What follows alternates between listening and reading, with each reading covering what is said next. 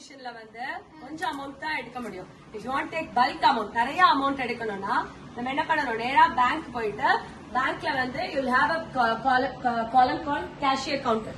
Okay, அந்த cashier கவுண்டர்ல போயிட்டு you have to fill in the form. உங்க அக்கௌண்ட் டீடைல்ஸ் எல்லாம் எழுதி கொடுத்தீங்கன்னா cashier will give you cash. ஓகேவா? So, cashier வந்து பேங்க்ல எல்லா பேங்க்லயுமே கேஷியர் டெஸ்க் இருக்கும். அங்க கேஷியர் ஆல் த கரன்சி, நம்மளோட கரன்சி இதெல்லாமே கேஷியர் கிட்ட இருக்கும். எவ்வளவு அமௌண்ட் வேணுமோ நீங்க உங்க அக்கௌண்ட் டீடைல்ஸ் எழுதி கொடுத்துட்டீங்கன்னா will get the hard cash in hand.